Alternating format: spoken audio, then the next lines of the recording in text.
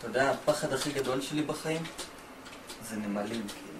אני זוכר עוד שהייתי קטן, אז הרמתי, כאילו, הייתי צריך להעביר סלעים, הרמתי סלע אחד, ומלא נמלים קטנים כאלה, טיפסו עליי. כאילו, הכמות שלהם, אתה מבין? זו חיה כזאת קטנה, אבל הכמות מה, אתה מפחד כאילו בלילה להתמלות בנמלים ושכולך יהיו מה... שהם יאכלו אותך, כן? כן, כאילו, מה אתה יכול להיות לפחד לנמלים? חיה ככה קטנה, זה לא משהו מוגדר, יעני, זה... היא מגעילה אותך? החיה לא, אבל זה שאתה לא יודע איפה זה נמצא, כאילו, זה עדיין איפשהו בגוף שלך. בא לך להקיק שאתה רואה אותה? לא, אני ממש מפחד, אני נדחק, אני מתחיל לצרוח, אני פעם שרפתי כנראה. אני חושב שתימשך, יש מצב שתימשך לנמלה כאילו? תבוא ליד נמלה בכביש או ברחוב כזה? אם היא תלבש סמלה, אז יש מצב. כל דבר צריך לחסות. אבל אני אגיד לך כאילו... מה רציתי להגיד?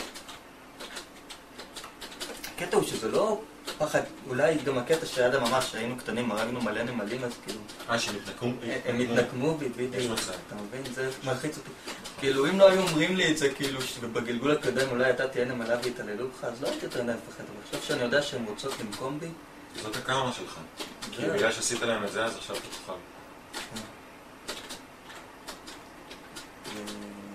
וההמוניות הזאת, גם כאילו, כשהייתי בקניה, הייתי במקום לך, כאילו, והיה שם מלא ג'וקים מעופפים, שאתה לא יודע כאילו מה נמצא לך כל הזמן. או עלוקות, או דברים כאלה. דברים המוניים כאלה שאתה לא יודע איפה הם נמצאים. בסדר, הכל לך לשנת פחד עצמה. יעבור. תוכל למלאים. נרקו, אתה מפחד ממשהו? נרקו הוא אמיץ. מפחד משהו. לא, כאילו, אין לי פחדים. כאילו, הפחד... אין לי פחדים, אבל... לא יודע, אין איזה משהו מוגדר שאני מפחד.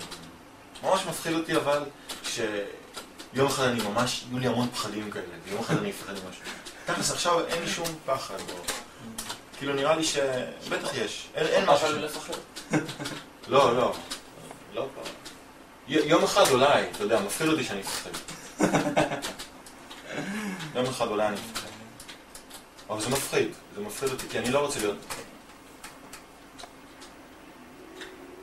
פחד.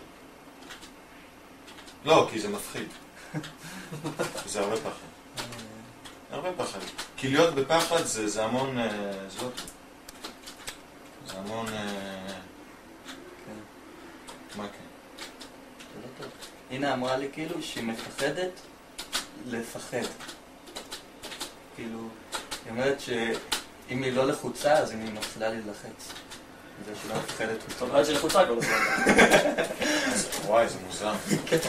אבל זה הגיוני. היא אוהבת לפחד, כי אז כאילו זה מעסיק אותה, אתה יודע.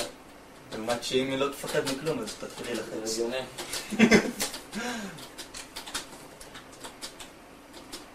זה גם מפחיד לא לפחד. מפחיד מה שיכול לקרות לך אם אתה לפחד.